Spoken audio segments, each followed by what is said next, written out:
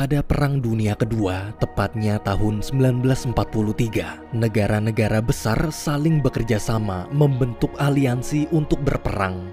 Akhirnya terbentuklah dua aliansi besar, yaitu Blok Sekutu dan Blok Poros. Negara yang tergabung dalam Blok Sekutu adalah Inggris, Amerika Serikat, Uni Soviet, Cina, serta beberapa negara lainnya. Sedangkan di Blok Poros ada Jerman, Italia, dan Jepang. Pada masa itu, Jerman benar-benar sangat kuat, bahkan telah menguasai sebagian besar wilayah Eropa.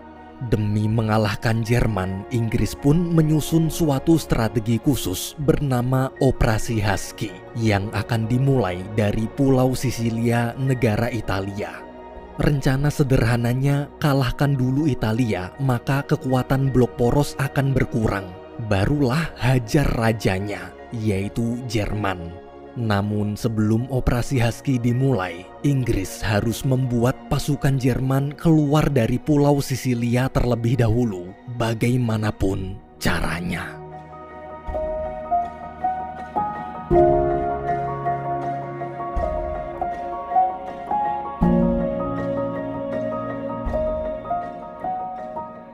Malam hari di kota London, Inggris, terlihat ada seorang pria bernama Ewen sedang berpesta. Ewen ini adalah intelijen angkatan laut Inggris. Selesai pesta, istri Ewen membujuk sang suami untuk ikut pergi bersamanya ke Amerika besok. Jadi sudah beberapa minggu ini hubungan Ewen dan istrinya merenggang. Karena istri Ewen orang Yahudi, dia terpaksa harus segera mengungsi ke Amerika untuk berjaga-jaga bila nanti Jerman menyerang Inggris. Namun Ewen menolak ajakan istrinya itu. Sebagai anggota Angkatan Laut Inggris, walaupun punya istri dan dua anak yang harus dilindungi, Ewen tetap punya tanggung jawab yang lebih besar untuk melindungi tanah airnya. Tak lama kemudian, asisten Ewen bernama Hester menyapa dan mengucapkan salam perpisahan pada istri Ewen yang akan berangkat ke Amerika besok tanpa sang suami. Di sisi lain, terlihat ada seorang intelijen Inggris bernama Charles sedang pergi ke bioskop. Berbeda dengan Ewen yang berasal dari divisi Angkatan Laut, Charles ini dari divisi Angkatan Udara Inggris. Di bioskop, Charles bertemu rekan barunya yang bernama Jan. Sebenarnya dari pertama kali bertemu, Charles sudah jatuh cinta dan selalu berusaha mendekati wanita cantik itu. Tapi sayangnya rasa suka Charles pada Jan hanya bertepuk sebelah tangan. Jan tak pernah merespon perasaannya sama sekali. Waktu sedang asik ngobrol, mendadak teman Jan dari Amerika datang menyapa. Melihat kedekatan mereka berdua, Charles langsung terdiam. Besok pagi di rumah saat Charles ingin berangkat kerja, sang ibu bertanya apa Charles sudah dapat kabar tentang pemulangan mayat kakaknya. Kakak Charles adalah salah satu pilot pesawat tempur Inggris yang 1 minggu lalu gugur di medan perang. Tapi karena posisi mayat kakaknya berada di daerah konflik, pihak militer sampai sekarang masih kesulitan membawanya pulang. Charles di situ mencoba menenangkan ibunya dengan mengatakan kalau dia akan berusaha memulangkan mayat sang kakak secepatnya. Sementara itu di halaman kantor, Perdana Menteri sedang berdiskusi dengan pimpinan intelijen bernama Godfrey tentang bagaimana cara untuk mengalihkan perhatian agar pasukan Blok Poros keluar dari wilayah Kepulauan Sisilia, negara Italia. Perdana Menteri mengingatkan bahwa mereka hanya punya sisa waktu 6 bulan lagi sebelum Operasi Husky dimulai.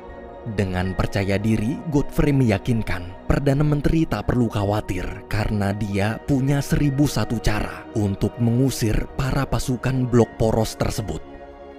Siangnya, Godfrey pergi ke markas intelijen negara. Di sana juga ada Charles sebagai perwakilan Angkatan Udara dan Ewen dari Angkatan Laut. Godfrey memberitahu sebenarnya dia sudah membuat rencana untuk mengalihkan perhatian pasukan Blok Poros, yaitu dengan membuat berita palsu kalau Inggris akan menyerang Yunani. Jika Hitler terpancing berita tersebut, maka pasti dia akan memerintahkan seluruh pasukannya berbondong-bondong pergi ke Yunani juga. Otomatis Pulau Sisilia akan kosong dan tentara sekutu bisa masuk ke sana dengan mudah. Mendengar rencana barusan, Charles setuju. Tapi masalahnya, bagaimana caranya agar berita penyerangan Inggris ke Yunani itu bisa sampai ke telinga Hitler? Charles kemudian memberi ide bagaimana jika memakai mayat. Jadi nanti dalam tas si mayat akan dimasukkan dokumen rahasia, berita palsu tentang penyerangan Inggris ke Yunani, lalu mayatnya akan dibuang ke daerah musuh. Dengan begitu, musuh tak akan curiga. Musuh akan mengira kalau mayat tersebut adalah mayat pembawa pesan rahasia dari Inggris yang tewas di perjalanan. Karena merasa ide Charles bagus, Ewen setuju. Setelah semua sepakat, Godfrey pun menunjuk Ewen dan Charles untuk memimpin operasi ini. Selesai rapat, Charles, Ewen, serta satu anggota lain pergi ke suatu rumah kosong terpencil yang nantinya akan dijadikan markas operasi. Sepanjang jalan mereka berdiskusi tentang nama operasinya. Dari hasil diskusi panjang lebar, mereka bertiga akhirnya sepakat menamai operasi ini dengan sebutan Operation Mincemeat atau Operasi Daging Cincang. Keesokan harinya, persiapan operasi Mincemeat pun dimulai. Ewen dan Charles menelusuri satu persatu kamar mayat untuk mencari mayat orang yang meninggal karena tenggelam. Sementara asisten Ewen yaitu Hester bertugas merapihkan ruangan serta merekrut anggota baru.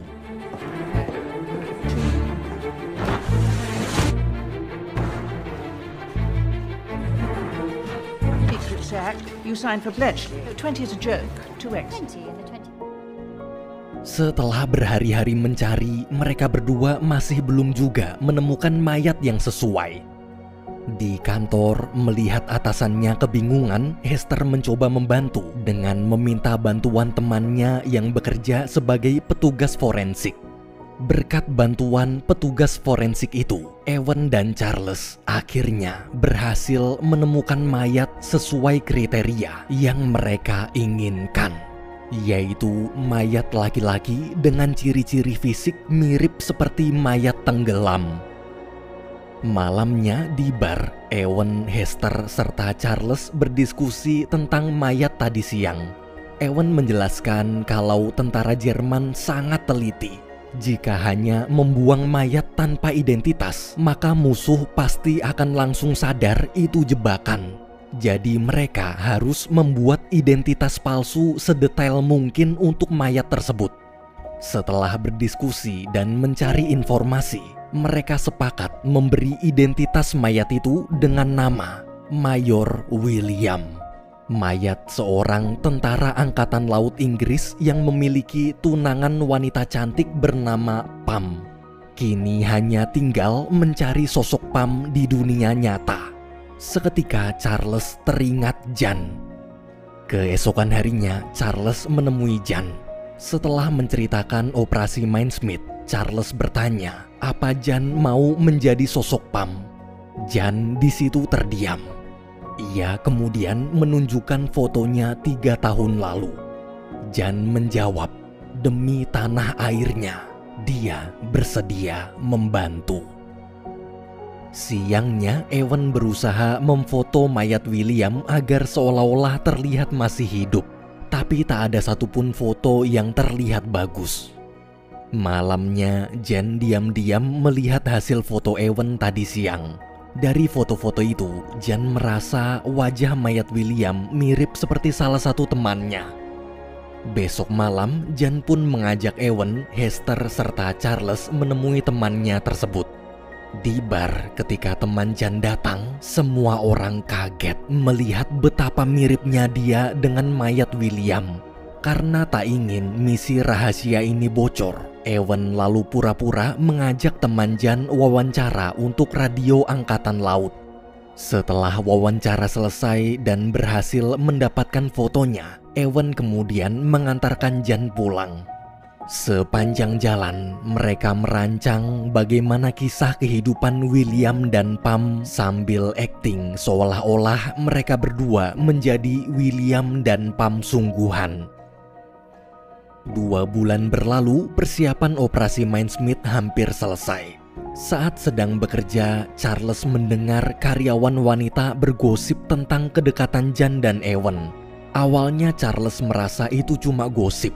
Tapi siangnya di jalan, waktu Charles melihat sendiri bagaimana kedekatan mereka, Charles pun cemburu. Keesokan harinya, Ewen memperkenalkan 2 orang dari kedutaan besar Inggris yang nanti akan bertugas di Spanyol.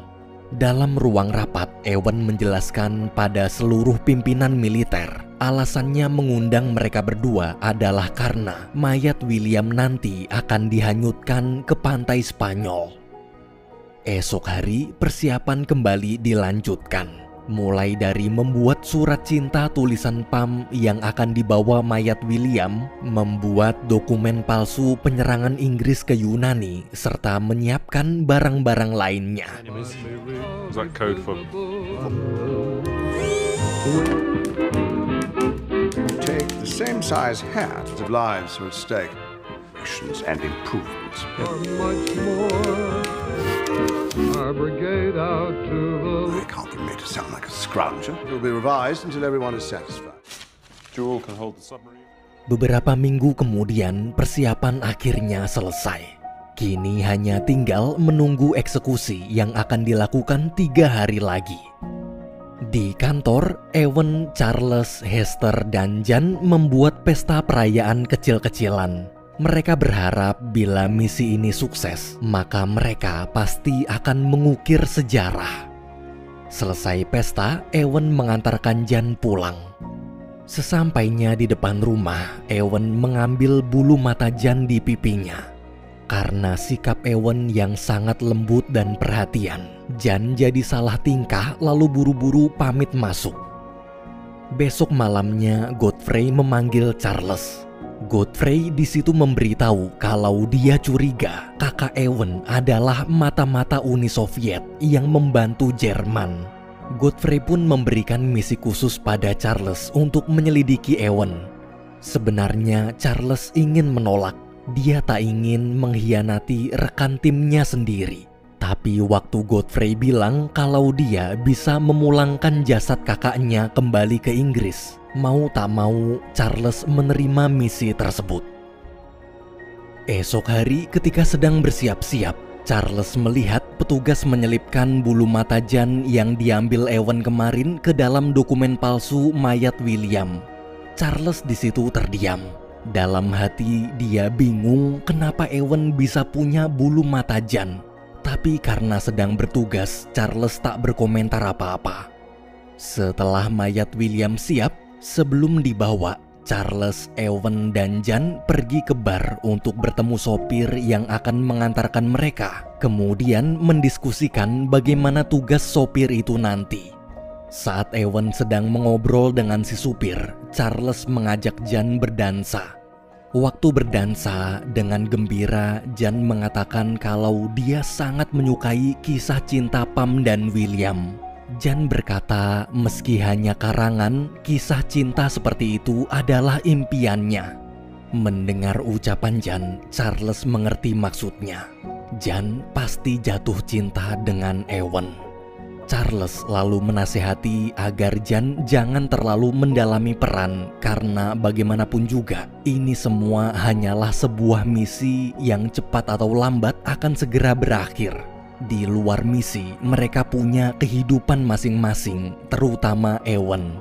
Charles mengingatkan di kehidupan nyata, Ewen memiliki istri dan 2 anak yang sedang menunggunya di Amerika. Seketika, Jan terdiam. Kemudian pamit pergi. Melihat Jan, Ewen langsung mengejarnya.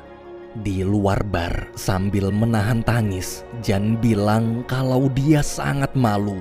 Selama ini dia terlalu terbawa dengan kisah cinta yang begitu indah. Seakan-akan itu adalah kisah cintanya dan Ewen, hingga melupakan fakta bahwa Ewen telah berkeluarga.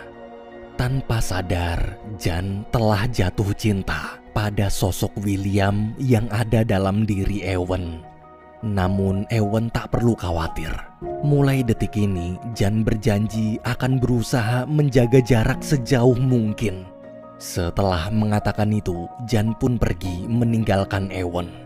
Meski ingin sekali mengejar, Ewen sadar dia masih punya tugas untuk mengantarkan mayat William.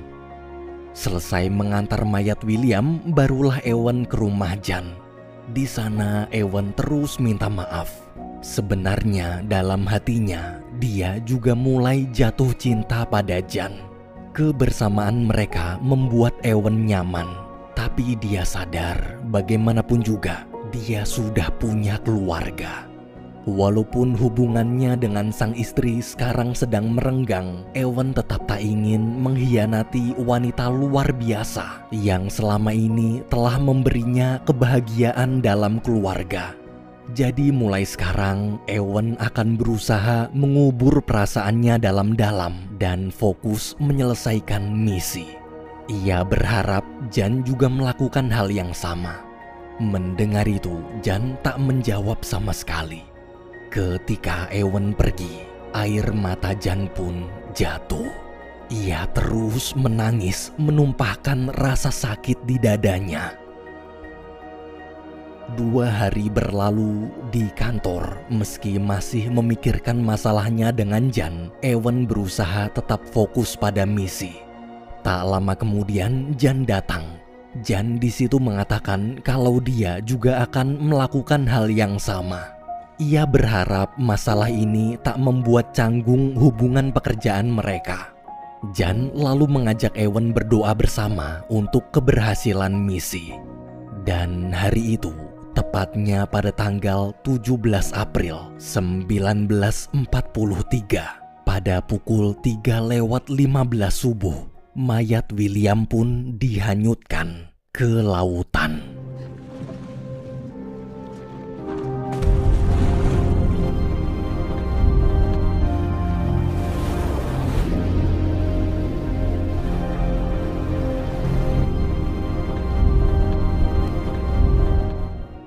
13 hari kemudian, di tanggal 30 April 1943, 6 warga Spanyol menemukan mayat William.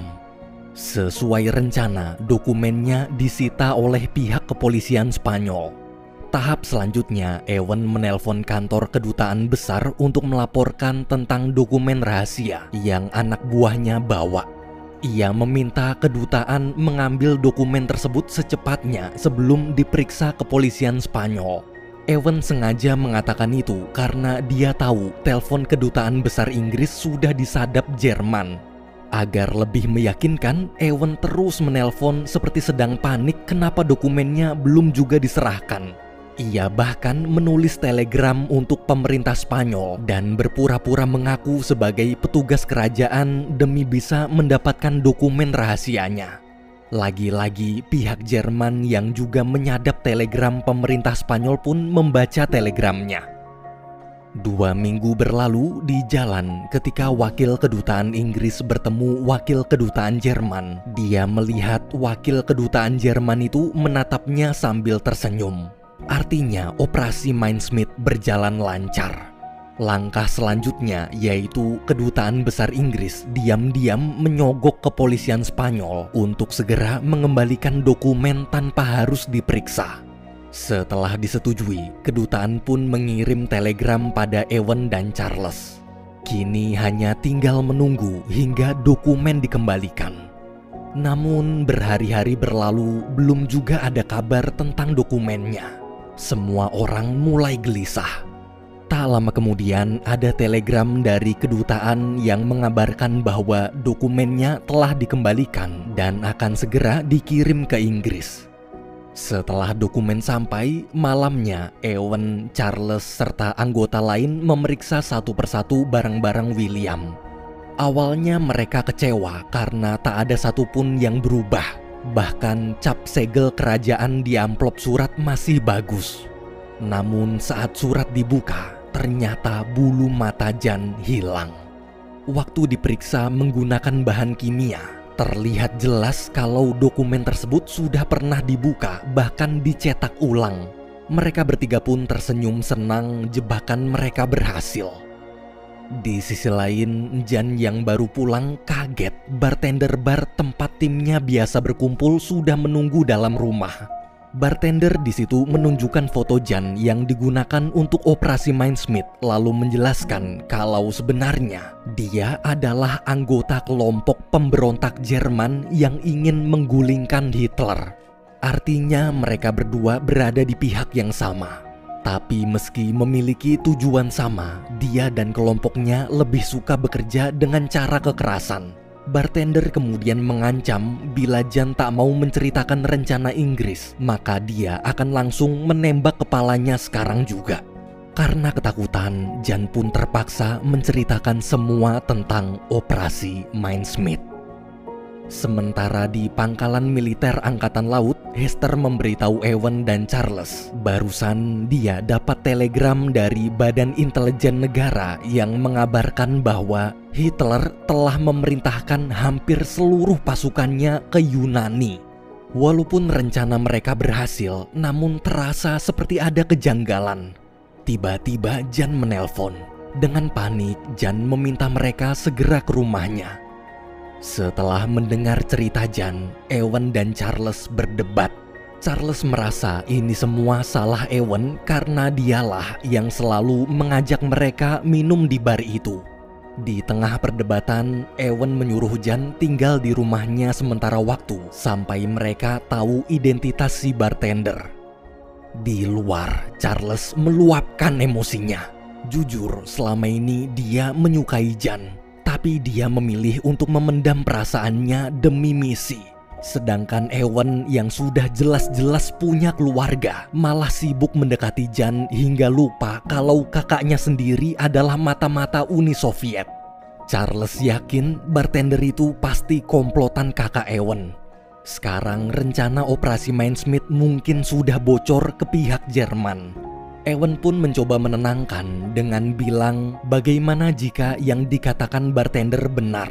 Bagaimana jika mereka berada di pihak yang sama. Keesokan harinya mereka pun melaporkan kejadian semalam pada Godfrey. Mendengar itu Godfrey marah. Sekarang keadaan jadi berbalik. Bagaimana jika kabar tentang Hitler memerintahkan pasukan blok poros pergi ke Yunani hanya jebakan? Bagaimana jika sebenarnya Hitler sedang menunggu kedatangan pasukan blok sekutu di Pulau Sisilia? Charles dan Ewan berusaha meyakinkan bahwa masih ada kemungkinan operasi Mindsmith berhasil. Mungkin terdengar nekat, tapi yang bisa mereka lakukan sekarang hanyalah berdoa pada Tuhan. Malamnya waktu pulang, Ewan melihat Jan sedang merapihkan barang-barangnya. Jan bilang dia dapat tawaran untuk pindah tugas ke divisi lain. Menurutnya ini adalah pilihan terbaik. Apalagi di sana nanti Jan akan dapat jaminan keselamatan. Ewan pun terdiam. Meski sedih harus berpisah, dia tetap menyemangati Jan dan memeluknya sambil mengucapkan selamat tinggal. 2 bulan kemudian, malam hari pada tanggal 10 Juli tahun 1943, di markas semua orang hanya bisa berdoa. Mereka mendoakan para pasukan sekutu yang mulai bergerak ke Pulau Sisilia.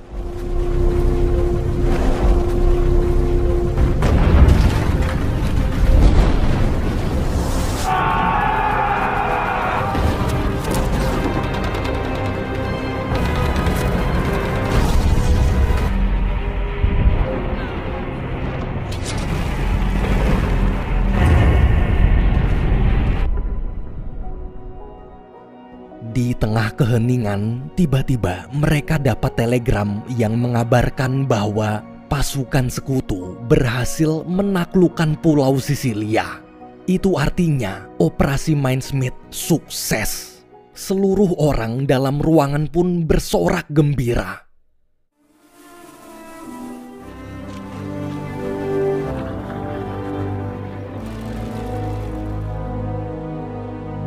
Setelah melewati malam panjang, paginya Charles dan Ewen duduk berdua.